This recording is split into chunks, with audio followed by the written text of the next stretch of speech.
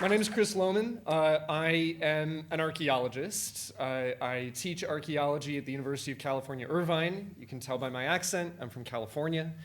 But Tomb Raider helped me get into archaeology, and I was really excited to join this year for one of the games that has some of the strongest connections to real-life archaeology of any of them. So I prepared a short talk for you. I'm going to talk a little bit about the fantasy of archaeology and then go into some of the real-life inspirations behind Tomb Raider: The Last Revelation. I'll wrap up with a little bit about curses, because of course this game involves curses. And at the end, I hope to have a chance to have Q&A. So as I'm going, think of questions. I'm really looking forward to conversations with you and chatting about archaeology in Tomb Raider versus the real world. All of us figured out that we were interested in archaeology, at least in a small way, because you're all Tomb Raider fans. But think back for a moment to when you first encountered the idea of archaeology. Was it in books or a classroom? No hands so far. Was it movies or TV? Indiana Jones or Time Team? How many of you would say it was Tomb Raider, actually, that got you started interested in archaeology? So between movies and Tomb Raider, we have a pretty good representation. I bring that up because whether it is in any of those or in museums, in theme parks where archaeology is the inspiration for a lot of thrill rides, or in magazines like National Geographic, most archaeology that we encounter every day is based on some kind of fantasy instead of what archaeology really is. When I'm teaching archaeology in class, I'll often begin by playing Tomb Raider, and then I'll ask my students to identify what is wrong with this scenario. If we were to compare what I wear when I go into the field to what LaraCroft wears, there are some missing pieces. First up, Indiana Jones gets it right. You want to wear a hat. You need to protect yourself from the sun. You also wear sunglasses, although I'm hoping that in the remaster we will also have a code to put Lara in sunglasses, because she's in the desert, she needs them. The backpack should be bigger.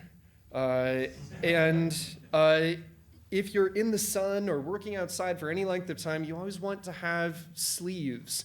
Lara's going to get really sunburned really quick.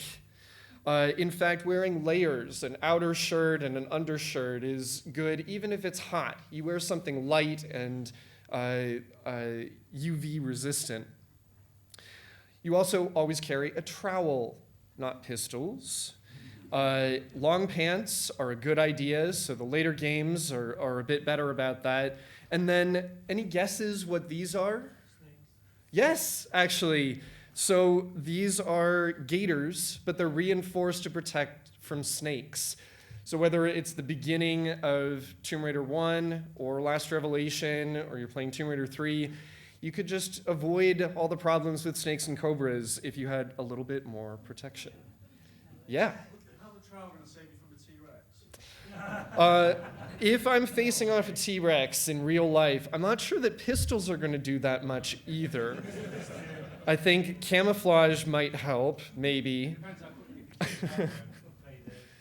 In fact, speaking of T-Rexes, LaraCroft's outfit owes a lot more to Dr. Ellie Sattler than it does to what an archaeologist would wear in the field. Once again, archaeology and paleontology are not the same. I love dinosaurs, but archaeologists don't work with dinosaurs. So where are there real-life inspirations? One might be a real archaeologist, Egyptologist, journalist, like Lara was in the original timeline, Amelia Edwards. Edwards is credited as one of the most important female archaeologists in early Egyptology. She was a co-founder of the fund that established the Egypt Exploration Society and bequeathed an extensive collection to UCL. The similarities don't stop there. In her own words, she thought of what she did as a game. She essentially only played for sport. The game, it's true, was prohibited, she admitted. She is referring here to laws that were meant to restrict the exportation of Egyptian artifacts out of Egypt, even at the time. But, she goes on to say, we enjoyed it nonetheless because it was illegal, because we enjoyed it, perhaps we enjoyed it the more. So going back to that idea earlier of Lara as kind of an anti-hero, ask most archaeologists and they will be annoyed by Lara's representation of archaeology and by Indiana Jones' representation of archaeology. And there are problems. But I think that Tomb Raider isn't given credit for something that happens repeatedly throughout the games. You'll be running through the obelisk of Khamun, collecting artifacts, but if you look closely, each of those artifacts is actually based on a real, specific object. Here, we have not just any Ankh, we have object 54412, which you can see on display if you visit the British Museum. This faience amulet is actually a composite. It's not just an Ankh. It also includes a Jed pillar, a symbol of stability, also connected with the spine of Osiris, the father of Horus, who was killed by Set, setting up their feud, which is so important in the game, as well as the Wa scepter. This represented power. It's carried by both gods and kings in Egyptian art. You can see these three things, the pillar, the scepter, and the Ankh. And of course, in Last Revelation, both of them show up once again as collectible objects in the game. Here we have a Wedjat eye amulet. This is usually referred to in shorthand as the Eye of Horus, although there are two falcon-headed gods. Actually, there are even more. But depending on the direction that the eye is facing and the context in which it was found, it might be the Eye of Horus or the Eye of Ra. Both symbolized protection and connect to stories, different stories for each god, but both that relate the losing of an eye and its recovery. So it is an amulet that is symbolic of restoration. Again, this shows up right at the beginning of Last Revelation, one of the very first objects that you find in a relatively accurate archaeological state. It's broken, and you have to piece it, literally mend. Archaeologists refer to putting different pieces of broken pottery together as mending them together. Finally, we have a green jasper heart scarab, called this because it was usually placed within the wrappings of mummies directly over the heart. This one, again, is a specific object that you can go and see. All of these are in the amulet collections on display in the British Museum.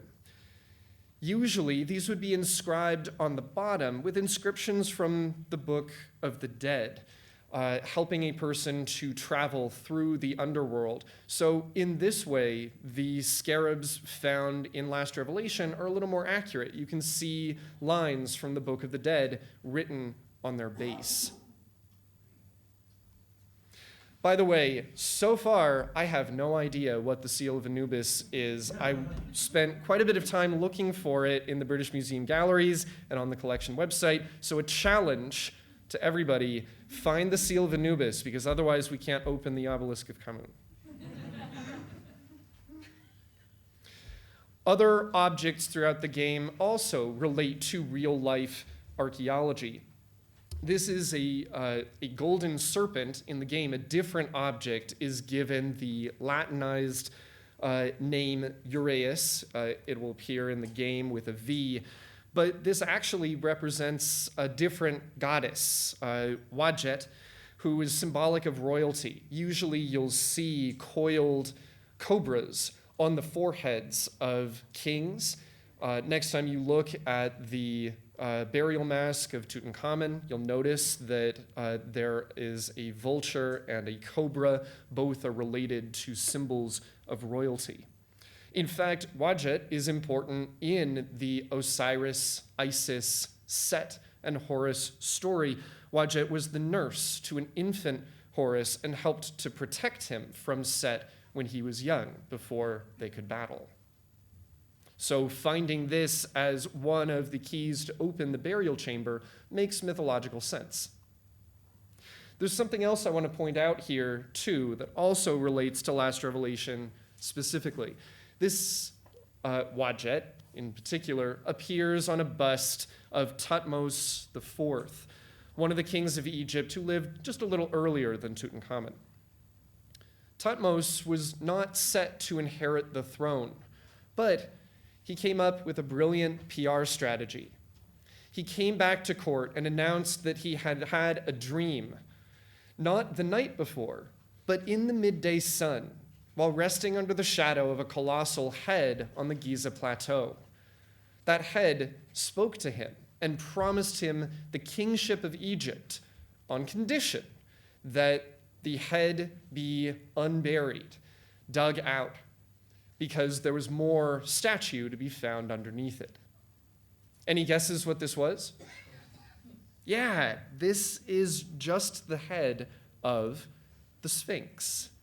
And while the Sphinx was much, much older than Thutmose, already over 1,000 years old at the time that he was there, he did indeed excavate it.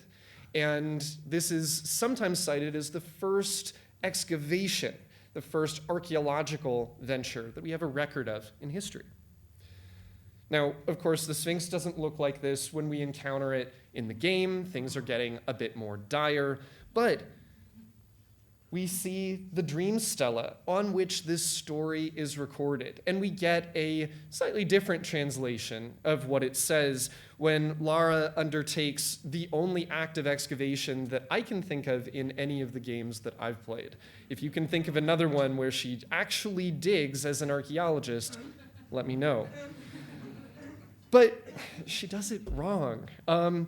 She uses a shovel when the real main tool of an archaeologist is going to be a trowel. It's far more precise. You can use the edge rather than digging down, because you don't want to disturb whatever's beneath it. Of course, if you're just trying to make a tunnel into the area underneath the Sphinx, I guess it's okay.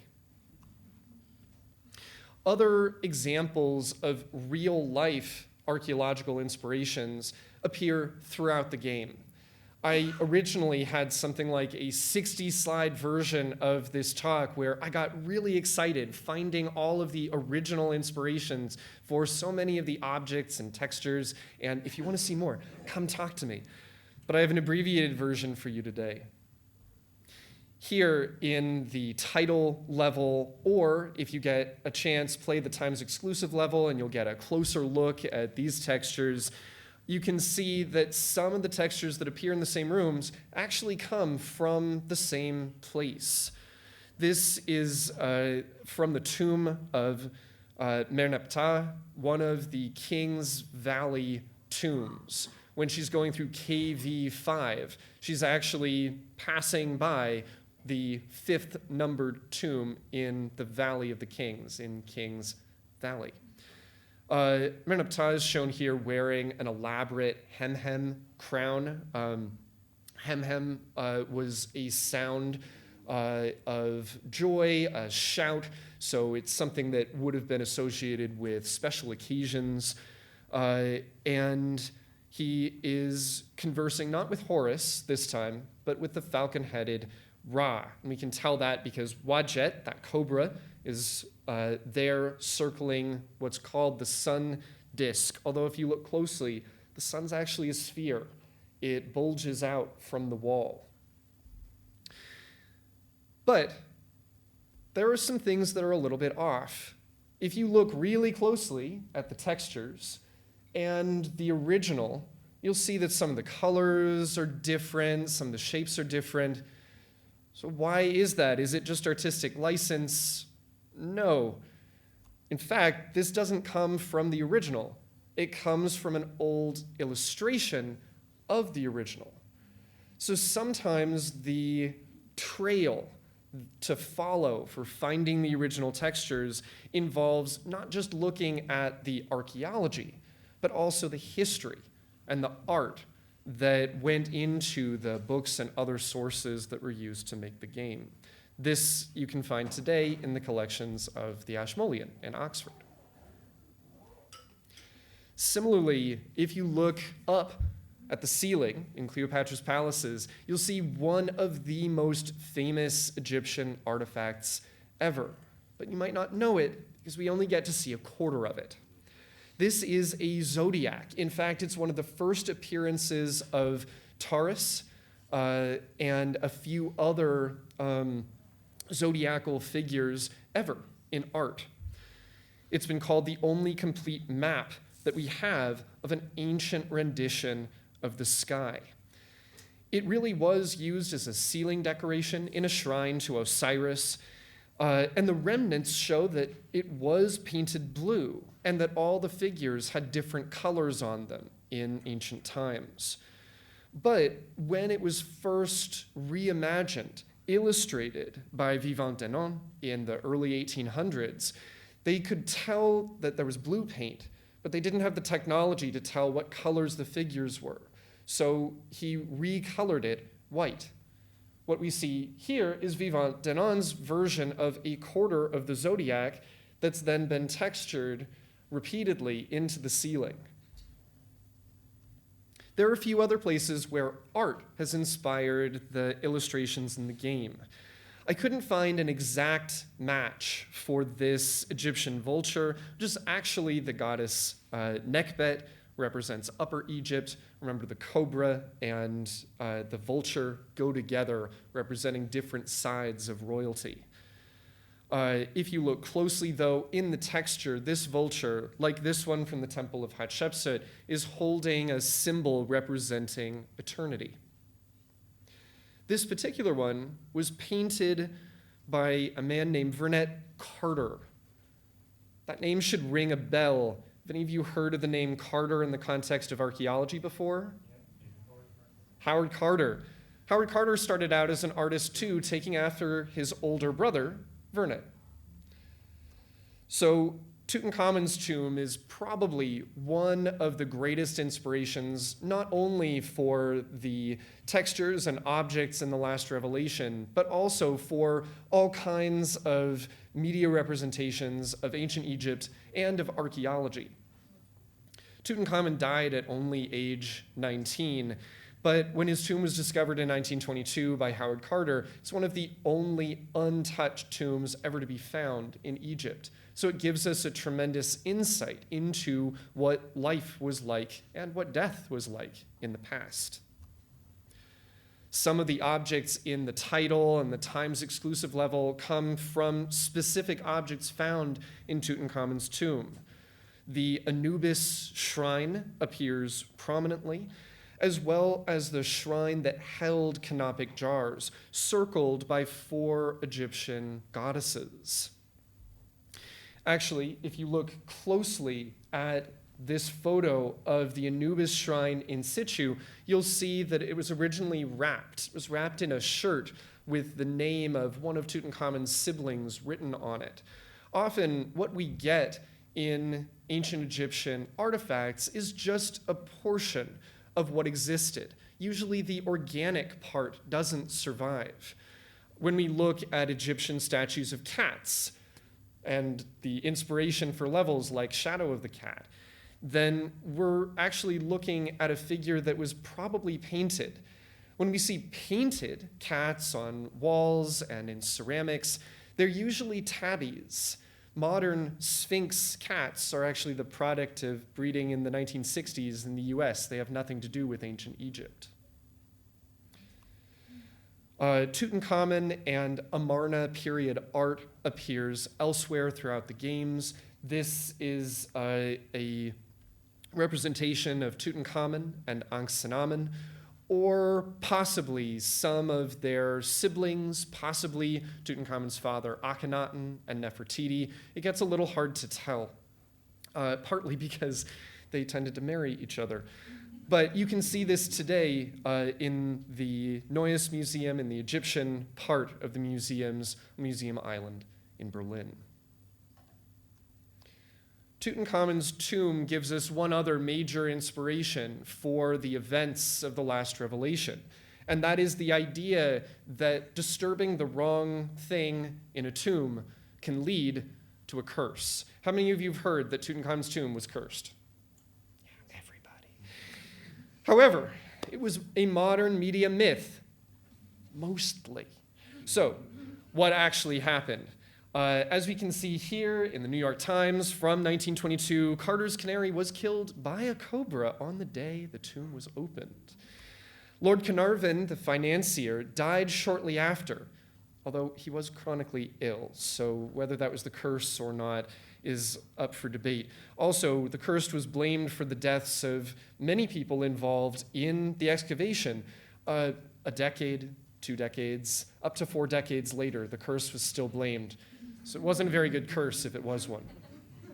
However, it caused a media sensation. Author Sir Arthur Conan Doyle, who created Sherlock Holmes, published his belief that elemental spirits were after the excavators. But I think that it's most important to pay attention to the record of what the Egyptian crew thought themselves. They were disturbed by the death of the canary. In fact, they were disturbed by the disturbance of the tomb itself. So, what's the purpose of curses? What archaeology sites are cursed? If you were to imagine, what's the most possibly cursed archaeology site, what do you think of? Grave. A grave, yeah. Burial grounds, the dead. So that's worth paying attention to. Are there actual curses in ancient Egypt? This is where I said the mostly part. There are some records of mild ill wishes, as Dr. Dan Potter, who wrote a lovely article for the National Museums of Scotland about the reality of ancient Egyptian curses, put it, these are not really the kinds of world-shattering curses that usually show up in movies and that show up in The Last Revelation. For instance, a priest in the Temple of Horus, Penaet, has a curse inscription on a brick in he has a curse inscription in his tomb that says that someone who disturbs it shall be miserable and persecuted, which doesn't sound fun, but it's not going to end the world.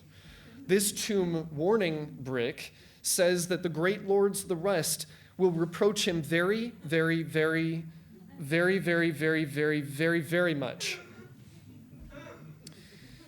So what's the purpose of curses? They are a reminder of mortality, of death, but they're also a reminder to those who read it of morality as well. If something makes you or others uneasy, it's good to question why. The mistreatment of the dead, a lack of attention to living communities' wishes can result in just as much harm as any curse. I think we should lend this some respect. So, if you're interested in learning more about recent approaches to Egyptology, about what's being done with artifacts here in the UK, discussions of Egyptology that are very up to date, I have 2 links for you, and you can follow these on QR codes if you like. One is to a project called the Egypt's Dispersed Heritage Project, based out of UCL and using the talents of comic artist Mohammed Nasser to comment on the history of Egyptology and modern Egypt's relationship with it. There's also an excellent exhibit up right now at Derby Museums. I had the pleasure of going to it yesterday. It's called Displaced: From the Nile to the Derwent, and I highly recommend that you check it out while you're here in Derby. Sorry, I think I mispronounced Derby a moment ago. Forgive me, I'm from California. So, what's next? What's for the future as I wrap this up? One of the things that I loved about replaying the games since February this year is seeing so many examples of textures that are not just remastered, but that clearly use the original source once again. They've found the same kinds of photographs, images, or things in museums that I've used to create my talk today. Next time you're playing through Ludsgate, good luck. But also, while you're there, check out the illustrations from the tomb of Innercow. This shows Innercow accompanied by his grandchildren. So many of the textures in the games come from real things. Like I said, I don't have time to go over all of them, but raise your hand if you recognize at least one of these photographs as something that you've seen while playing a Tomb Raider game. Almost everybody. Raise your hand if you think you could probably identify all of them. One or two? Come chat with me later, I'm curious. Real quick, obviously a few from Last Revelation, one from the Temple of Xi'an, a couple from the India levels. That one's probably the hardest one, but next time you're watching the cutscene after Crash Site and before Marubu Gorge, you'll see the painted posts from a Maori meeting house featured on the ceiling in that room. Most recently, I got to visit Sophia Lee's office complex with Jackie in London, which was lots of fun.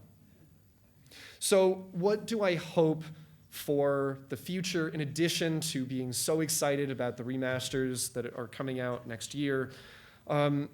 I've had such a good time talking with so many people and seeing the different ways that the reality of archaeology has ended up becoming something that you recognize. If you raised your hand a moment ago about recognizing any of these textures, then simply by playing Tomb Raider, you've been exposed to real history and archaeology.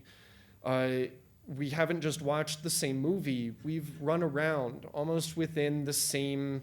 It's like sharing a dream with someone and you know that they've been there too. So I look forward to seeing what other inspirations are there for Tomb Raider in the future. Thank you so much for coming to my talk today. You can find me online. I was so into Tomb Raider as a kid, but my parents didn't want me to use my real name online, so I've been Craig Michaels since about 1999 on various forums.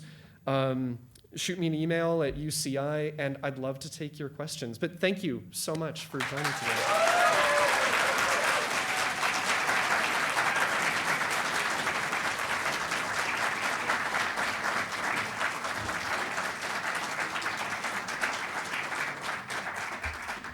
So I think we've got about 10 or 12 minutes until we find out about the cosplay winners. So during that time, are there any questions that you have about archaeology, anything I've talked about? Let's go number one, number two. Yeah. I'm very fuzzy over the dates. So the game happens at the end of the millennium, which is That's right. 1999, I think. 99. But somewhere recently, so on Instagram, someone said it's actually should actually be 2000. Oh, because of the millennium count. Sure. Yeah. So yeah, technically, it should be at the end of the year 2000 rather than the end of the year 1999. But of course, the dates that are used in the game are the Judeo-Christian calendar. They have nothing to do with the dates that ancient Egyptians would have used.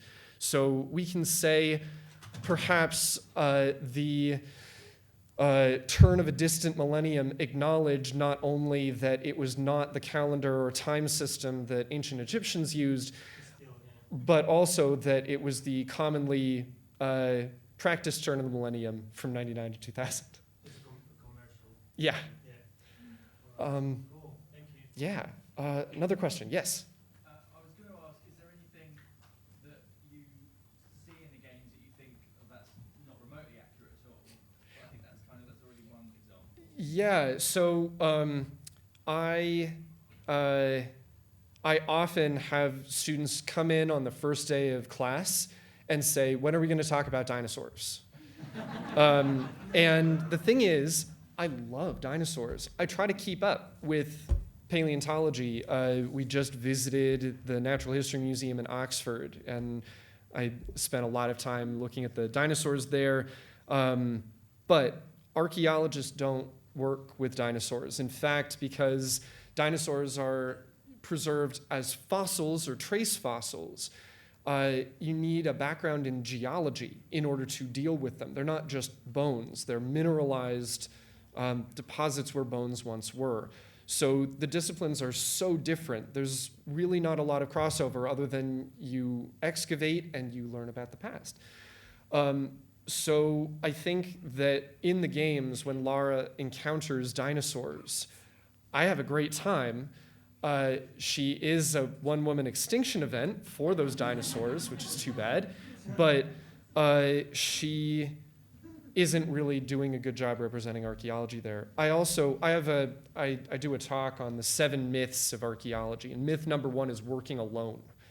An archaeologist would never go off somewhere by themselves with no scientific equipment, nothing to record, no permissions or questions or collaborations sought along the way.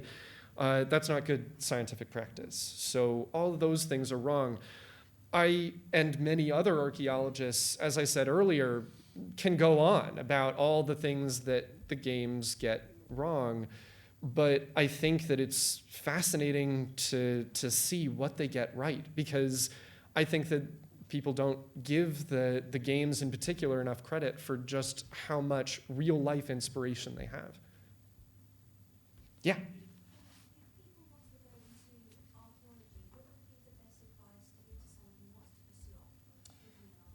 Yeah, if people want to go into archaeology, I would, number 1, say look for opportunities to volunteer and find out what kind of work in archaeology you might enjoy. Here in the UK, there are so many more opportunities to do local archaeology than there are in the US.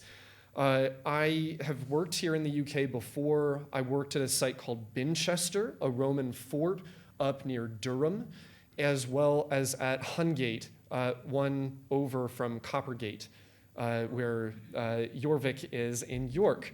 So I have loved working here. I also worked with a predominantly UK-based team in Çatalhöyük in Turkey.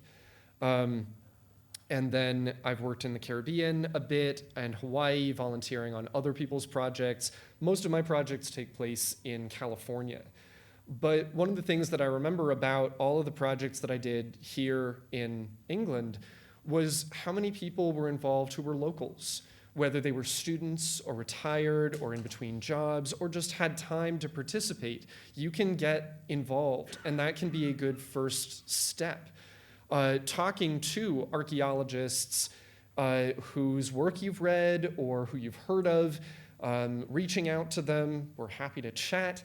And that can also be a good first step to finding out what it is you want to do and how might you want to be involved. Yes. Go for it. What inspired you to become an archaeologist? Was it Tomb Raider helped. So I wanted to be a paleontologist. My parents sent me on a paleontology summer camp, and it was really hard and really hot. And I had a crisis at age 10 about this thing I'd wanted to do since I was 3, and started looking for other things. But right around the same time, I was starting to play Tomb Raider. Tomb Raider 3 was the first game that I played. Anyone else? Tomb Raider 3? Number 1 game? Yes. Good choice. And I fell in love with the game. And at the time, I wasn't allowed to play video games. The only reason I could play it was because there was a demo on my parents' new iMac. So I talk about this on the RaiderCast episode, but I sat my parents down and I basically did a pitch about how I would learn real archaeology if they bought the game for me. And they did, and here I am.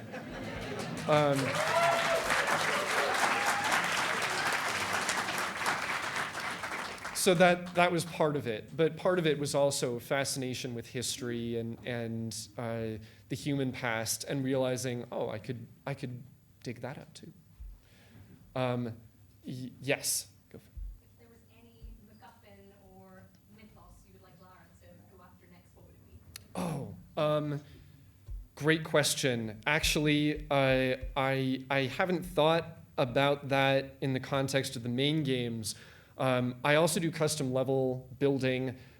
The last level I released was in 2003, so it's been a while, but I've been working on redoing it, and that one is set in South Asia and draws inspiration from the mythological side of some of the cultures there, but the other level that I've been working on is another remake, hopefully a tribute to the first custom level I ever played, which is River of the Sacred Beetle. If none of you have played custom levels, I highly recommend checking them out. And that one's set in South America originally, I believe. But it would be fun to see her go different places. Maybe I'll follow up and say Iceland and give another vote there. I think that would be fascinating and a totally different environment than we've ever seen. Speaking of custom levels.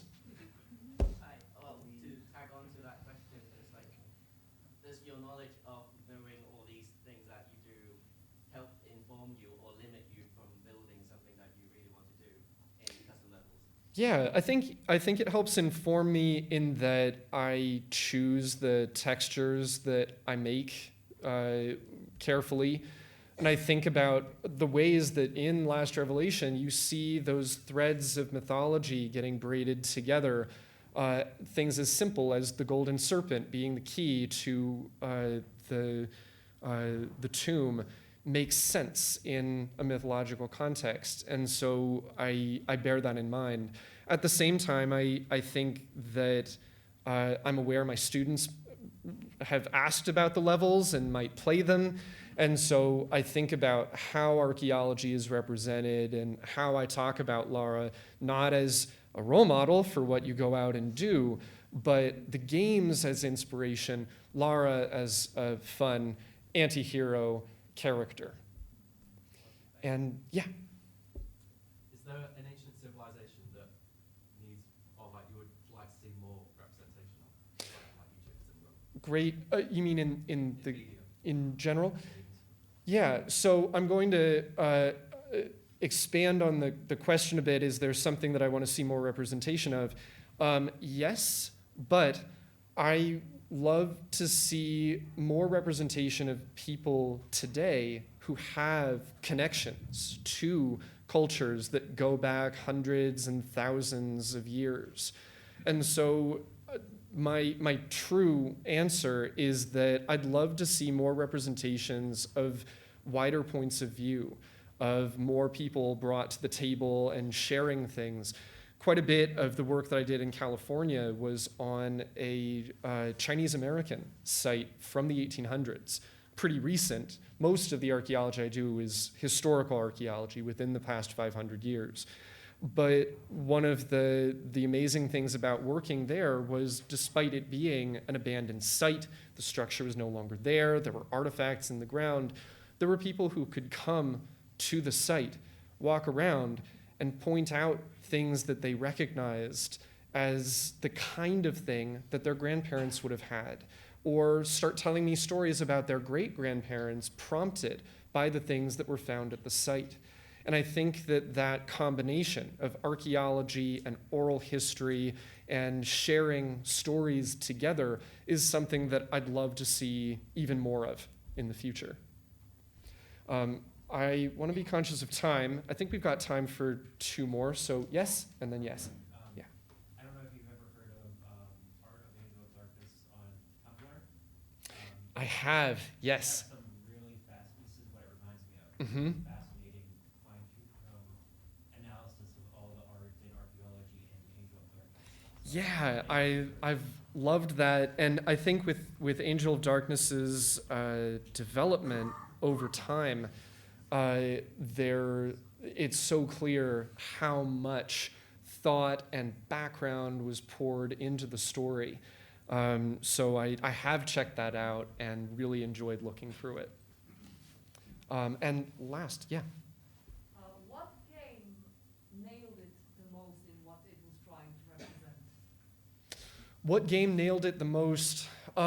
So it's split. I think that The Last Revelation is the game that I most clearly see, whoa, most of these textures are taken directly from archaeological sources. And that's really cool to play through it and see that. But I think that in terms of representing places that people actually lived, my favorite is Tomb Raider 1. Partly because of levels like the city of Vilcabamba, where you're running around, sure, you're in this ancient city, pulling levers, solving traps, but if you take a moment, you'll see the chairs where people were sitting. You'll see that there are still animal skins hanging on a rack. You'll see almost these little vignettes of everyday life. And archaeologists, this is myth number 2 that I talk about, archaeologists aren't after treasure. We're not looking for the one amulet, the one idol. We're trying to find out more about people's lives in the past. And so Tomb Raider 1 is the game where I feel like there were people there thousands of years ago. Lara's the first one to set foot in this place in a long time, but you get these little glimpses that there were other people here. And I think that it's both a little bit eerie and really fascinating. And it's the thing that I think brings me back to that game again and again. We're out of time, but please stay in touch, reach out to me, and I'm happy to talk about archaeology. But thank you so much for having me here today. This was really a pleasure.